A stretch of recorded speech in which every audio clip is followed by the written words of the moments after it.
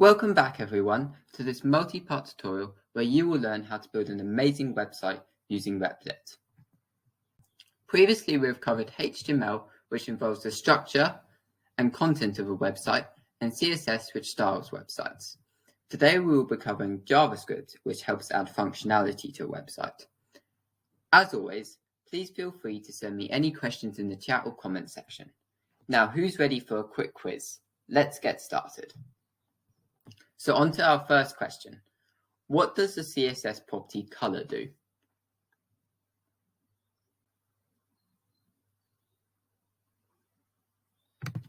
And the answer is B. It sets the text color of an element. What will this CSS rule do?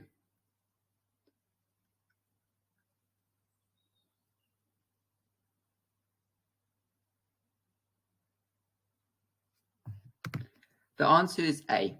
It creates space between the element's border and its content. Margin is when you create space outside of the element's border. Think back to the CSS box model.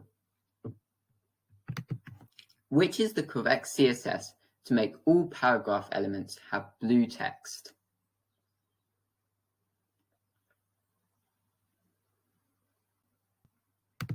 And the answer is D. Which CSS property will change the size of some text?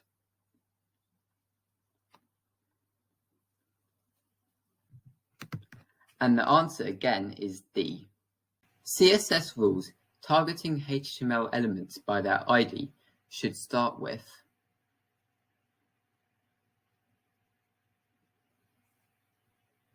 and the answer is B, hashtag. You would use a full stop if it's a class, but you would never use a dash or a percentage symbol. So let's now experiment with JavaScript. Let's try get JavaScript to change some of the content on our page. So here we have an element with the ID text. Let's change the content. Firstly, let's add a script tag so we can include JavaScript in our page.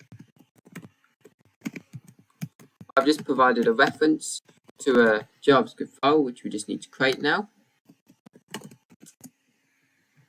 And now to actually get this element in the code, we're going to use a function called document.get element by ID. And then just in quotation marks, we're going to provide the ID of the element. And then we're going to do .inner HTML. So inner HTML is all the code inside this element. And then we're going to set it to whatever we want. But what we have created here will not actually work. This is because we are loading the script file before the document's body has actually loaded. Therefore, we are trying to change the text of an element which hasn't actually been created yet. So obviously this will fail. So what we should do is we should add an attribute to our script tag, defer. This will mean that the script tag will only run after the document's body has loaded. Now the text changes because of the script. I'd now like to explain JavaScript variables. Variables are basically containers for data. So let's create a variable called A. So we're going to type var, short for variable, give it the name of A, and then we're going to set it to, using equals, a number of 1. So we've now just created our first variable with the name of A, and its value is 1. Think of it like key value data. Now let's create a second variable called B and set it to 2. Now let's perform some maths. So we're going to create a third variable called C, and we're going to set it to A plus B. To get the value of a variable's name, we literally just have to type out its name in the code. So to do this, we'd simply just type A plus B. C would now be equal to a value of 3. We can also use this value instead of hello world as text. So we're actually going to change the element text to the value of the variables a plus b. And here you can see the output. We can also use textual values for variables. All we would do differently is put quotation marks around the value. So let's set a to a value of hello and b to a value of world. Now, this line would actually work still. It would concatenate the two strings together. So the two strings, which are the two pieces of text, would be joined together. You may also notice that when I'm providing the ID text, we are literally just providing a value and not a variable name. We can do this as well. To demonstrate, let's also provide a value here. So let's provide a space between the two words. Thinking back to document.getElementById, document is essentially a variable here with a whole lot of functions inside it. GetElementById is one of these functions. A function is essentially a block of code which we can call and it will run. Calling a function is basically when you tell it to run. Some functions like this one are predefined. However, we can also make our own functions. Let's do just that. So we're going to start off with function, then we're going to name our function. Let's name this function change element text. And then I'm just going to put some brackets here, and then some more brackets just there. Note that these are a different type of brackets. And then when this function runs, we're just going to change the text element to its new text. Now this code won't actually run. And the reason is because we've never actually called this function. To call this function, we just have to type the function's name. And now this is essentially a variable. To actually call it, we put brackets to tell JavaScript the difference between referencing it as a variable to get value or to execute the function. Functions can be useful to help prevent us from rewriting the same code over and over again, as when we need to run this code, we can now just call the function instead of rewriting it again. Now let's experiment with adding parameters to our function. So let's add a parameter called text. Basically what we're doing is we will be providing a variable, and the variable will be accessible under the name text inside this function. So when we call this function now, we will now need to provide a variable text to it. This function can then use the variable text to change the element's ID text to the value of the variable text. The parameter is the actual variable inside the function. An argument is the value that we provide. So we are providing an argument to the function, and the function is using it as a parameter. So now let's provide the value for text.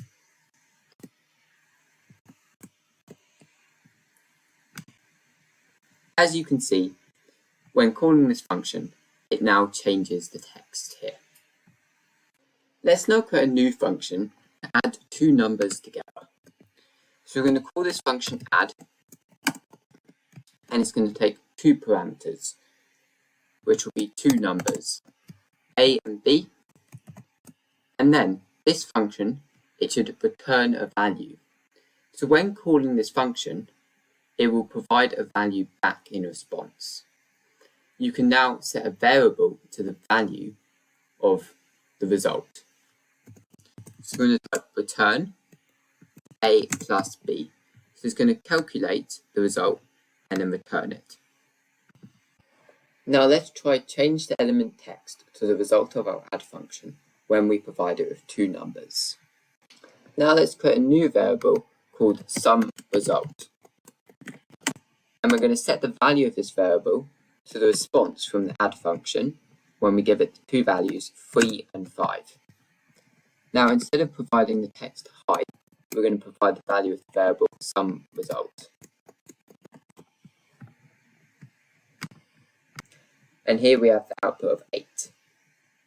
Can we add 1 to some result just before outputting it? To do this, we're going to take some result and we're going to set it to itself, but just adding 1 to it. Now the output is 9. So let's now create a button, and for every time that you click the button, we're going to increment a counter here to show how many times you clicked it. So step 1 is to create a HTML button tag, and we're going to give it an onClick event. This is basically another attribute. The value of this is going to be some JavaScript code. And our JavaScript code, we want it to execute a function. So we're going to create a new function called button click. And we'll have to define that in the script in a moment.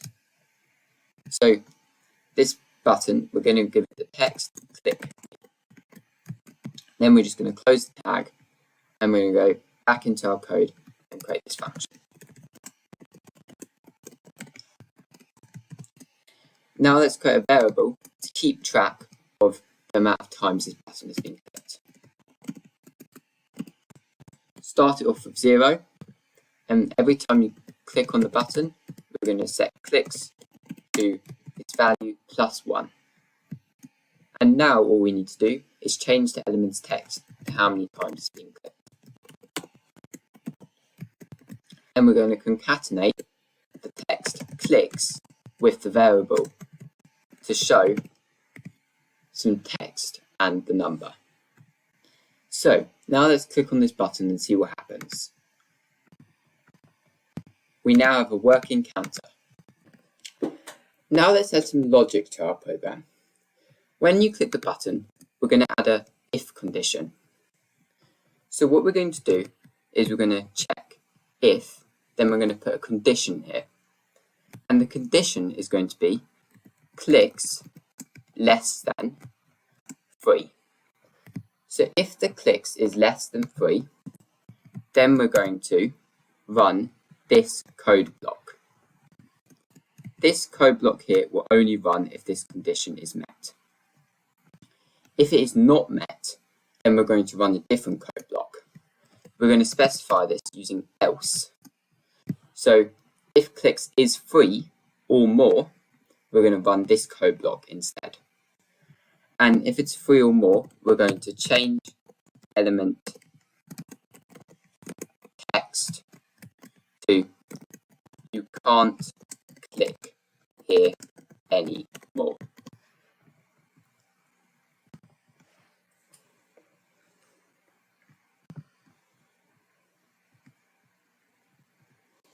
So 1, 2, 3. And now it says you can't click anymore, no matter how many times you click.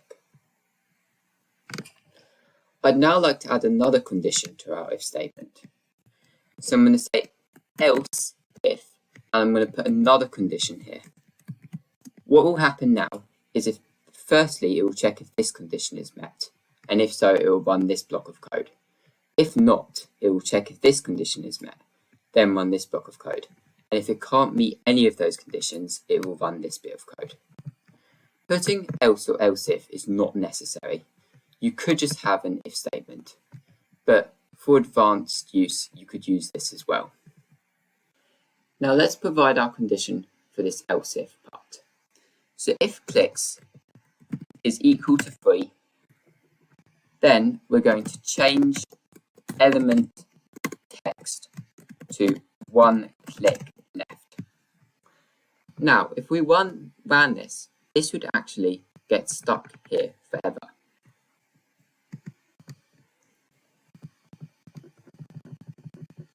This is because we are not incrementing clicks at this point.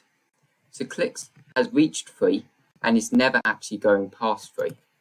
If we put clicks equals clicks plus 1 again, it would get past this. 1, 2, 3, 1 click left, and you can't click here anymore. When it says you can't click here anymore, I'd like to disable the button, and set the background color of this text to red, and set the color of the text to white. In order to do this, firstly, we should give this button an ID so we can disable it.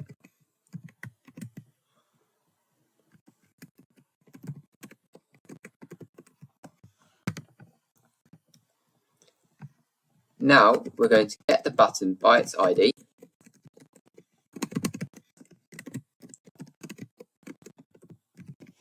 and instead of changing its content, we're going to disable it. So we're going to get the attribute disabled and set it to true. Now let's change the CSS styles for the text element.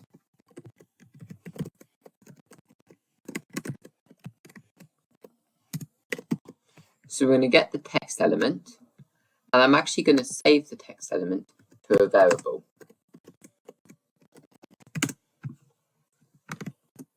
Now we could do text element dot inner HTML and set it to something, and that would be exactly the same as doing document.getElement by ID text.inner HTML. But we don't actually want to change the inner HTML, we want to change the style. And let's change the background color to red. So in CSS styles, it would all be lowercase and there'd be a dash between the words, so it'd be background dash color. Here, we remove all the dashes and convert it to camel case, where the first word starts off all lowercase, and then after that, all characters are lowercase except the first letter of every word. Now let's also set its color. So this would set the text color, and we're going to set it to white. So 1, 2, 3, and one click left, and now it says you can't click here anymore, and the button is disabled. If you ever just want to try out some JavaScript code on your website without actually putting in the script file, I suggest you use Replit's developer tools. And here we can just type some code in the JavaScript console and it will run on our page.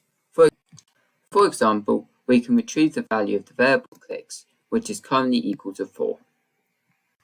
We can also use this to run code from our script file. This is quite useful for just trying out code or when trying to take a look at the value of variables. Thank you for watching the third part of this tutorial, and I hope you found it useful. In the next tutorial, we'll be continuing our focus on JavaScript. Why not continue working on your own amazing website and add JavaScript to it? Let's give it some basic functionality. Take a look at the link in the description or message in the comment section if you need any help.